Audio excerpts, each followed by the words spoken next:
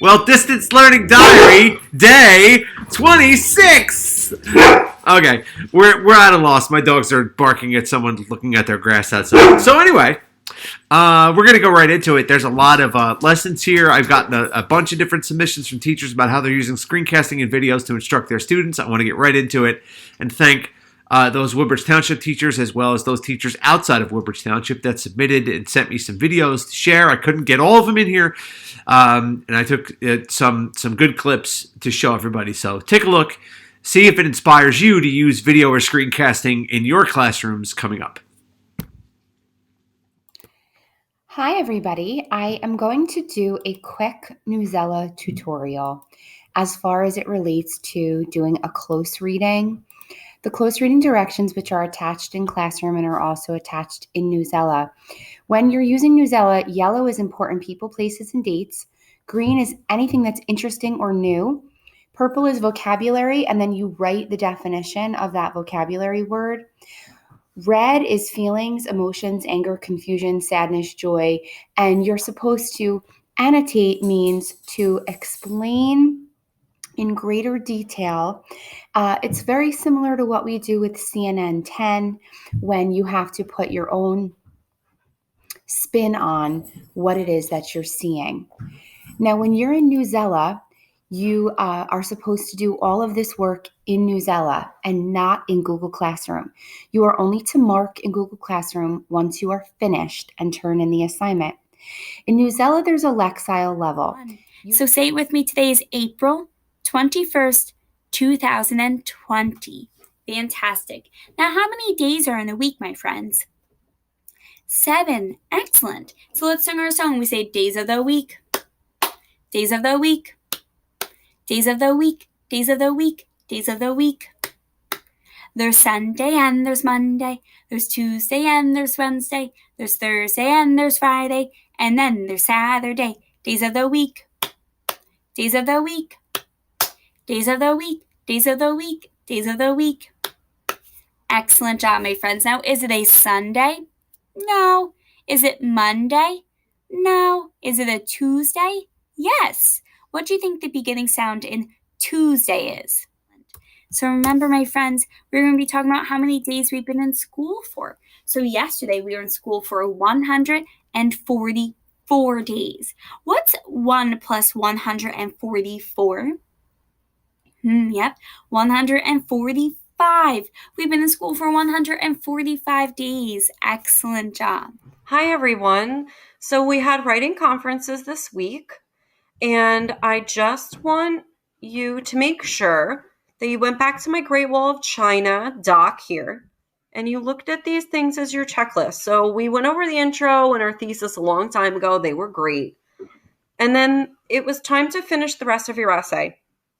And so in your purple packet, the craft and elaboration moves and strategies, it was 3 pages long in the very middle. And you were going to use them and make them orange in your essay. So that's something you need to work on before you turn it in. Here are mine.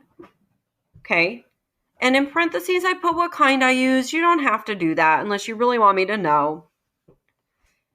And then we talked about conclusions in conferences. So I mentioned that the most important part of your conclusion is like, why does your topic matter, or what should we know? And I really wanted you to know that the Great Wall of China was an amazing structure and it stands the test of time because it's really old. So I just want to end with one quick more thing. So I think I'm going to tell you that you should visit there. So I'm going to type right now, after it stands the test of time, run to or call your local travel agent and book a trip right now. I hope I get there one day too. Done. Short, to the point. I'm telling you that it was an amazing structure. It stands the test of time and you should go there. I'm done. It's very short and to the point, but I know that that is my point again. I also included a pretty cool picture of the map of it and what you can do and if it's restored, stuff like that. And then up at the top, I put another cool view picture that I just liked because in the checklist up here, number 6 says to try to add 2 meaningful pictures. So now I would be ready to turn it into my teacher. Okay? I would read it. On Thursday, I'm going to post a revision checklist. Friday, you will turn it in. Okay? Thanks, guys. I know you worked really hard. I'm so proud of you. There was a lot of questions that I received in the Zoom Extra Help about question number 1. Read the directions, friends. It did not ask you to tell me the whole term. It just wanted to know the coefficient for A and B and then the constant for C. You need to read the directions. You're driving me crazy. Do the work correctly. Read the directions. Oh my goodness, you're still 8th graders after all of this. Have a great Friday and enjoy your modified spring break. Good morning and happy April. I am so proud about how well you all did yesterday. Today we will be doing something a little different. I'm going to post a new set of grocery cards below, though some cards will be the same. Please open them and look through the items. Then open the Your Grocery List document. Please make 5 grocery lists of items you would like to buy. Write the name of each item and the number you want in the first column labeled Items. Then complete the chart as you did yesterday. You must include at least more than one of an item in each chart. I'm going to include my grocery list as an example. Have fun choosing your items. Okay, so this is how you create a box and whisker plot. Now, a box and whisker plot is made up of 4 parts, if you can see. This little piece right here, this whisker, is 1 part. This box right here is the second part. The third part is the larger part of the box. And the fourth part is the other whisker. Now, each part makes up 25% of the data. Okay, that's important because that's something you need to know. So this whisker here is 25% of the data. This little box here is 25% of the data. This box makes up 25% of the data. And this whisker makes up 25% of the data. So if you notice, 4 at 25%, that totals 100% of the data. All right. So each part of the box and whisker plot makes up 25% of our data. All right.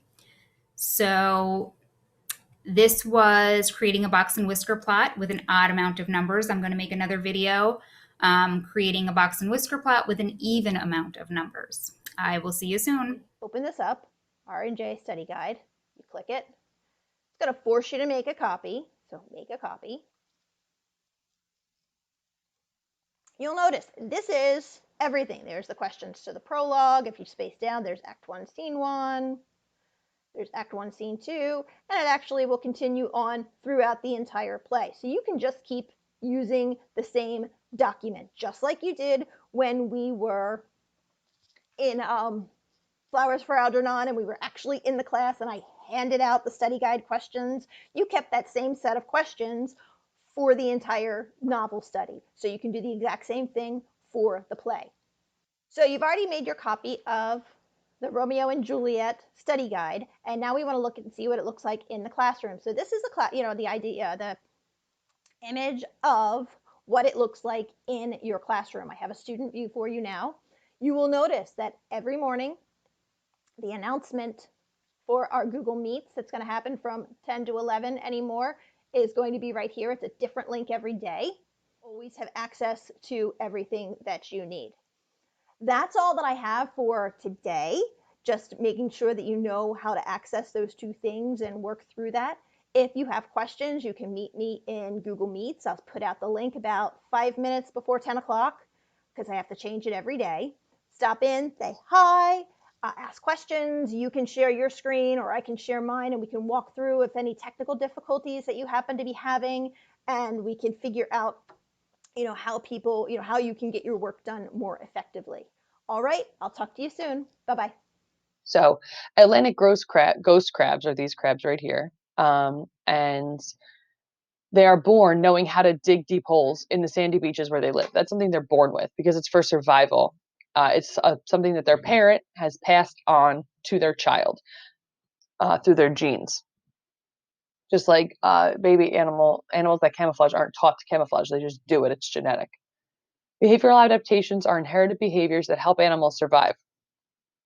They're sometimes called instincts. So I would underline that because that's going to be something that you guys have heard of before. You have instincts. You all have instincts.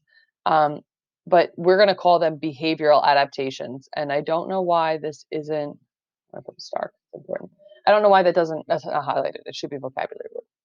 They affect how an animal behaves around other animals. Some animals, like a ghost crab, have an instinct to burrow into the ground and to hide from predators such as shorebirds. Not all behaviors are instincts. Some behaviors are learned, by trial and error as a result of training. For example, lion cubs learn to hunt by watching their parents and other animals. A lion cub learns to pounce on its prey by pouncing on its mother's twitching tail. So cool. So the mother's tail that moves, that's so that the baby lion can learn how. When a zebra is separated from the herd, the adult lions will chase it toward a group of lions that are hiding. The lions will then pounce on it. Entry for today. It looks like I'm talking into a microphone. Come on, get on the couch. Dude, get out of the way. All right. So my dog is driving me crazy today. I think he's getting stir crazy with all this staying in the house too. Those are some really great examples of teachers using video and screencasting to instruct their students. A lot of them weren't perfect. There's teachers that are misspeaking or had to go back and double check something. But just know that they're all trying their best. They're all putting their best foot forward. And I'm asking you to challenge yourself to do the same. So thanks again for watching the video. As always, if you have not liked, and I never know what side to do this on, like and subscribe up here on my YouTube channel. I would appreciate it. And I will be looking forward to tomorrow's video.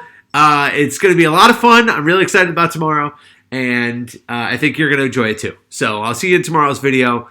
Be on the lookout. Have a great day.